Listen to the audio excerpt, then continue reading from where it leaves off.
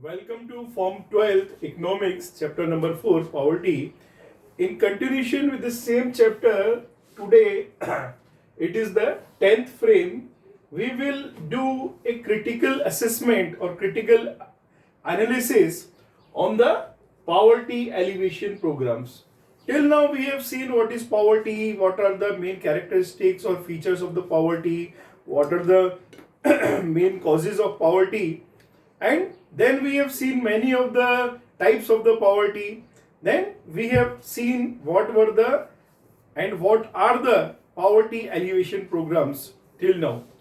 Today we will see what was the success rate or to what extent we have gained from the poverty alleviation programs.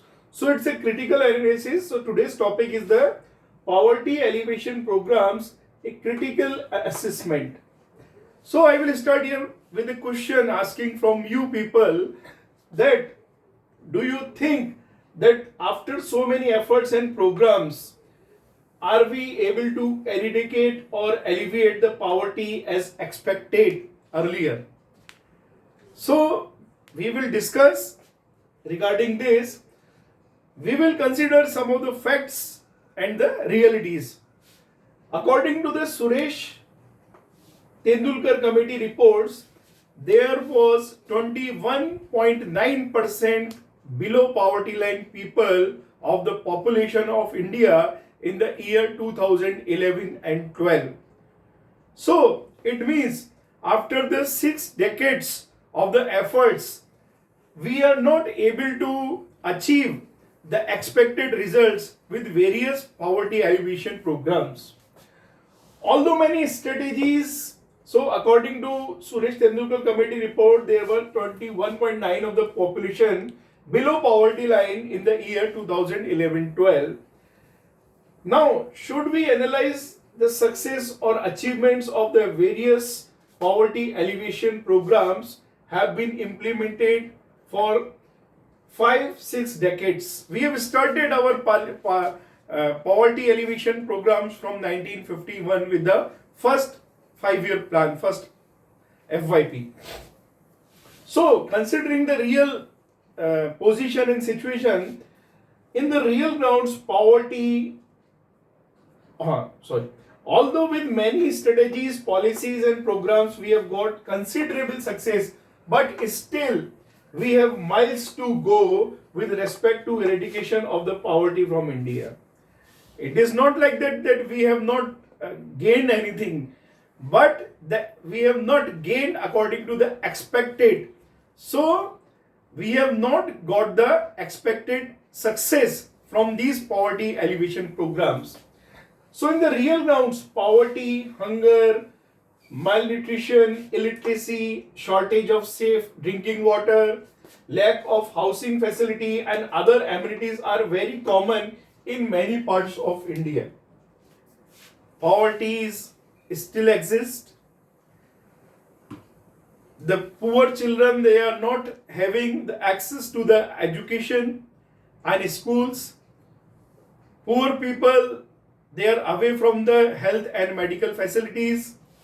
They are not having pakka house or good housing facilities for the shelters, and they are also deprived of many of the amenities like electricity, clean drinking water, proper sanitary services, etc. So still these problems are there, they are existing here. It is not like that all our efforts and poverty alleviation programs were not gainful, but it is also a fact that there are no drastic change or no radical transformation in the status of poverty. We have tried our best. We have our government planning commission, they have given lot of programs, they have implemented, they have planned and executed lot of programs, schemes, but the success rate is quite low regarding the eradication of the poverty. So the planning commission, government and other agencies brought and implemented many of the poverty alleviation programs time to time. Even the names and nomenclature of such programs have been changed. Means there were some updations, some modifications in the programs. They were mainly focused towards the poverty alleviation. For example, this is SGSY Swर्ण Jayanti Gramin Swarojgar Yojana.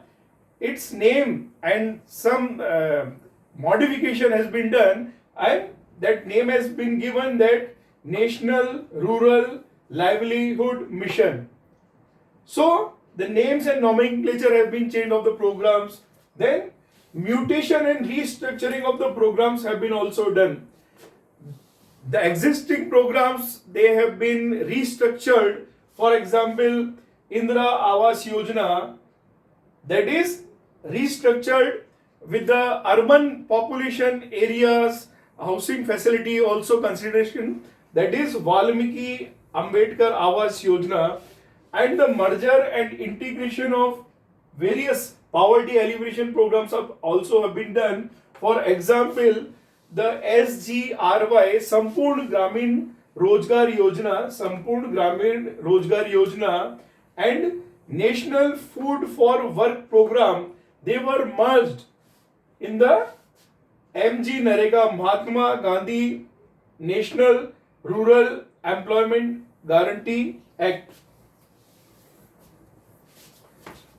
National Rural Employment Guarantee Act, MG Narega.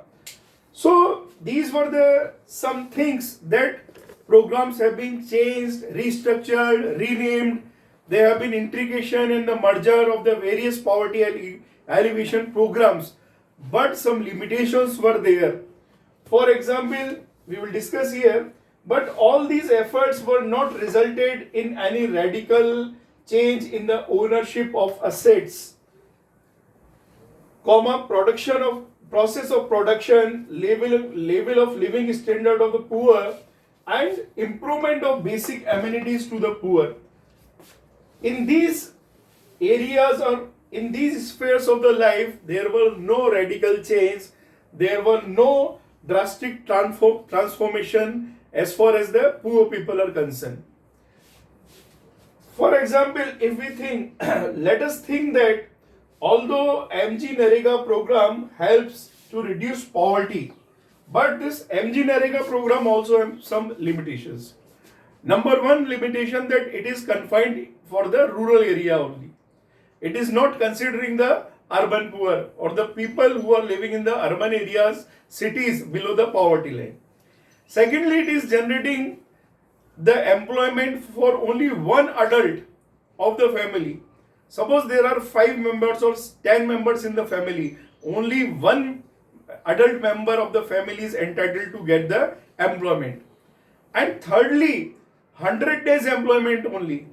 So this MG Narega program with its limitations, the MG Narega program helps to reduce poverty, that is seasonal poverty only, means especially in the rural areas, and providing the employment only of 100 days. So, but not overall poverty. MG Narega is reducing the seasonal poverty, that too of the rural poor. So it is not addressing the overall poverty. Secondly, it is confined only to the rural area that we have discussed only. So then if we consider the land reforms, the government in the early 5 years plan brought the land reforms. So it was regarding to the land redistribution program, but it was also not successful. The failure of land reforms means land redistribution program also poses adverse effects, because the number of people who are working on others' land, means landless laborers, have increased with time. Thus, there is no considerable change in the ownership of assets. That is also one of the issue. So with this we are able to see it's a critical assessment. We will continue this critical assessment in the next video.